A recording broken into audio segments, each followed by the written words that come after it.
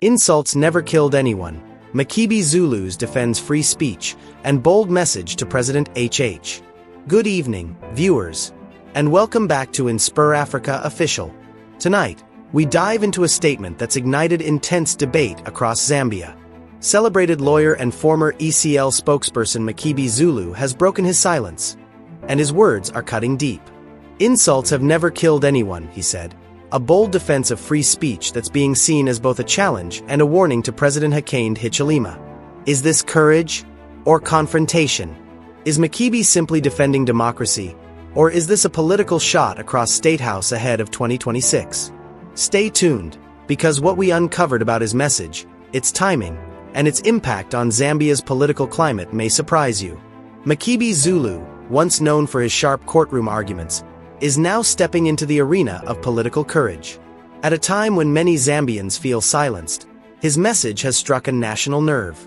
In this video, we unpack what Makebi Zulu actually said, and why now, how his words are resonating with opposition leaders and ordinary citizens alike, and what this could mean for President HH's image ahead of 2026. This isn't just a statement, it's a spark in Zambia's political conversation about freedom, power, and truth. In a bold move that's capturing national attention, Makebi Zulu has defended freedom of speech, telling President Hakainde Hichilema that insults have never killed anyone. Zulu's statement has divided opinion across Zambia, with some praising his courage to speak truth to power, while others accuse him of stirring political tension. In this detailed breakdown, we explore what Makebi's message really means, the timing behind it, and how it could shape Zambia's 2026 political landscape.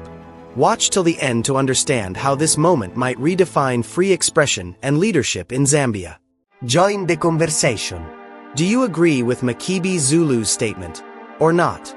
The revelation came to light on October 26, 2025, when prominent Lusaka-based lawyer Makebi Zulu sat down for a televised interview that would quickly dominate Zambian social media and news cycles.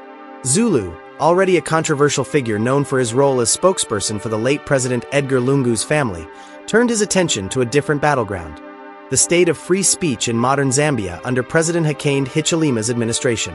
The context is crucial and cannot be ignored. For years now, Zambia has witnessed a troubling pattern that has left constitutional scholars, human rights defenders, and ordinary citizens increasingly alarmed. Civil society organizations and human rights advocates have raised persistent alarms about the weaponization of the Cybersecurity and Cybercrimes Act, a piece of legislation ironically enacted during Edgar Lungu's presidency, but which critics say has been used even more aggressively and systematically under the current government. The charges have been consistent and deeply concerning. Journalists arrested for Facebook posts criticizing government policy. Activists detained for TikTok videos questioning official narratives. Ordinary citizens hauled before courts for comments deemed insulting to the president. Opposition voices silenced through intimidation and prosecution. Some observers have called it a monthly ritual. One citizen jailed every 30 days for the crime of words, for daring to exercise what should be a constitutional right. This isn't abstract legal theory or political theater. Real people with real families with real livelihoods have found themselves in police cells, their only crime being that they dared to speak their minds about the man who leads their nation. Teachers, students, small business owners, mothers and fathers, all caught in a growing web of digital surveillance and legal retribution. Against this backdrop of fear and self-censorship, Makebi Zulu stepped forward, not with careful legal jargon or calculated political doublespeak, but with a statement so direct, so unvarnished, it demanded immediate attention. The interview was posted online and spread like wildfire across WhatsApp groups, Twitter threads, and Facebook timelines. Within hours, it had accumulated thousands of shares. Within days, Zulu's newly created Facebook page had gained over 21,000 followers, people hungry for someone, anyone, willing to say out loud what many were thinking in private, what they feared to whisper even among friends. And what exactly did Makebi Zulu say? Let's hear it in his own words, unfiltered and unflinching. Insults have never killed anyone, Zulu stated plainly, his tone firm but measured, carrying the weight of someone who had carefully considered every syllable. If I were President Hakainde Hichilema, I would allow people to express themselves freely in the manner that they wish to. He didn't stop there. Zulu continued, addressing the very fear that grips many Zambians when they consider speaking out, the paralyzing anxiety that keeps keyboards silent and mouths shut. Those who are insulted by their citizens don't die from insults. It is part of public judgment and accountability.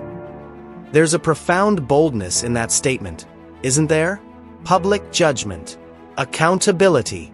These are the words that make power uncomfortable, that strip away the protective barriers politicians erect around themselves. But Zulu wasn't finished. He went deeper, striking at the philosophical heart of democratic governance with the precision of a constitutional scholar. Freedom of speech is not a privilege that leaders grant, it is a right that citizens own, Zulu declared with unmistakable conviction. Strong leaders are not afraid of criticism. They use it to grow. No one has ever died from being insulted. Let those words sink in for a moment. No one has ever died from being insulted.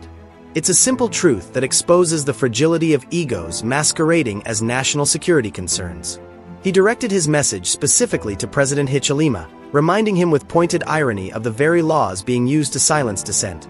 The Cybersecurity and Cybercrimes Act, enacted during the late President Edgar Lungu's administration, Zulu noted, his words carrying a bitter, historical weight. The tool created by one administration to silence critics, now wielded just as effectively, if not more so, by its successor, a damning continuity of oppression. Zulu urged the president to lead by example and show that his administration values freedom of expression not just in words, but in action. Not just in words, but in action. That distinction, that challenge to demonstrate rather than merely declare democratic values, cut straight to the core of political hypocrisy, exposing the gap between campaign promises and governing reality. And then, Zulu delivered what might be his most pointed observation, a warning wrapped in an appeal to democratic principles. Using cyber laws to silence dissent undermines citizens' constitutional rights and weakens democratic governance. Weakens democratic governance. Not strengthens security. Not protects national unity. Not preserves order. But weakens democracy itself, the very foundation upon which legitimate government rests. So what are we really witnessing here? What does Makebi Zulu's statement represent in the broader context of Zambian democracy? And why should it matter to every citizen? On one level, this is a straightforward free speech debate, a clash between authority and liberty that is played out across democracies worldwide. Should citizens be able to criticize, even insult, their president without fear of arrest, prosecution, or intimidation? In many established democracies, the answer is an unequivocal yes.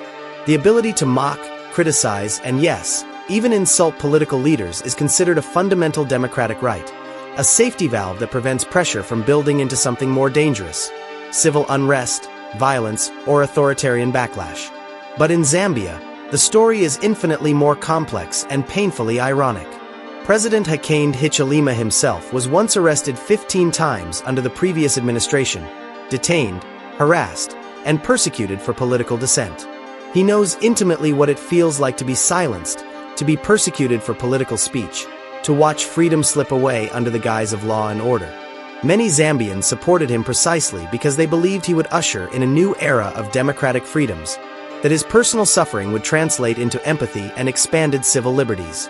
Yet here we are, years into his presidency, with civil society organizations meticulously documenting arrests, with journalists nervously looking over their shoulders before publishing, with ordinary citizens self-censoring out of fear, weighing every Facebook post, every tweet, every comment against the possibility of a knock on the door at midnight. Zulu's critics have been predictably vocal and often vicious. Online comments paint him as an opportunist, someone cynically exploiting controversy for political gain and personal advancement. Some point to his controversial statements during the months-long standoff over President Lungu's burial, when he made claims that many found deeply offensive, divisive, and beneath the dignity of public discourse. But his supporters see something fundamentally different. A man willing to speak uncomfortable truths at considerable personal risk, someone who refuses to be intimidated by the machinery of state power. Whether you agree with Makebi Zulu on other issues or not, whether you find him principled or problematic, his core message on free speech resonates with a fundamental democratic principle that transcends partisan politics. Dr. O'Brien Kaba, a respected Zambian law lecturer and constitutional scholar, has noted something particularly illuminating. that in many Zambian cultures, insults were institutionalized and often used strategically in major rites and developments in life such as birth, puberty, marriage, ascension to the throne, and other important social events. The very practice of criminalizing insults against the president, Kaba persuasively argues, runs counter to traditional Zambian cultural practices, representing not cultural preservation but cultural erosion. The legal questions are thorny and deliberately murky. The Cybercrimes Act remains firmly on the books, a sword hanging over every keyboard.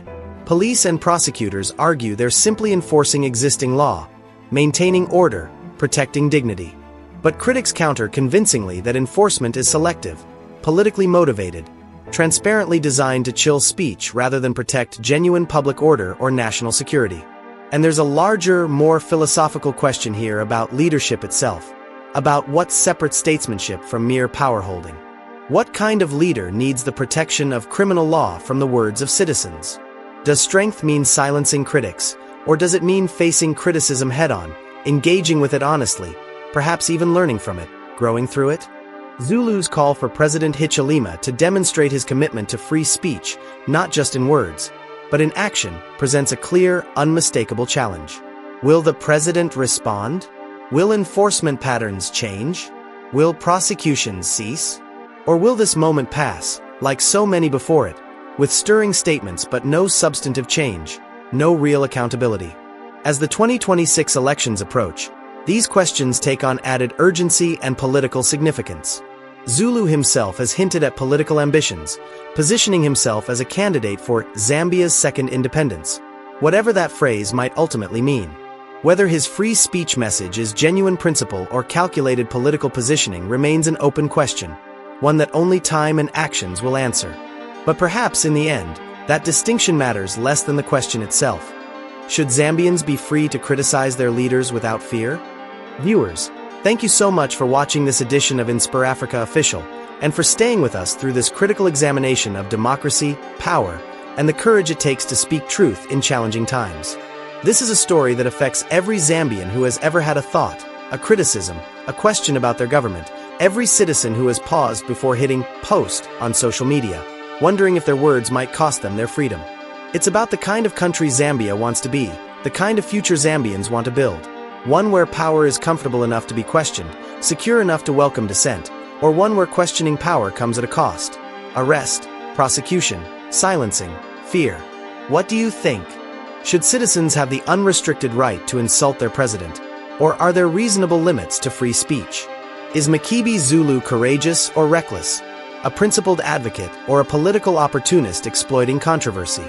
Does President Hichilema need to fundamentally change course on free speech, living up to the democratic ideals he once championed?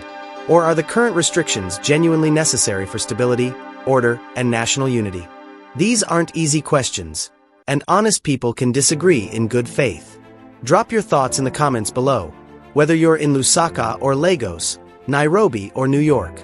Let's have a real conversation about this, a dialogue that crosses borders and perspectives. This is exactly the kind of robust, sometimes uncomfortable exchange that democracy demands, that it cannot survive without. We'll be back tomorrow with more stories from across Africa, more voices that desperately need to be heard, more questions that need to be asked, more uncomfortable truths that need examination. From corruption to innovation, from struggle to triumph, we're committed to bringing you the full, complex reality of this magnificent continent. Until then, I'm Nakash, reminding you to stay informed, stay critically engaged, stay curious, and never stop asking questions. Because the moment we stop questioning power is the moment democracy begins to die. If this story resonated with you, if it made you think or feel something, please hit that like button. Share this video with friends and family who care about African democracy, and subscribe to InspirAfrica Official so you never miss our coverage of the stories that matter most. Take care of yourselves and each other, stand firm in your convictions, speak your truth with courage, and we'll see you in the next one. Stay blessed, Africa.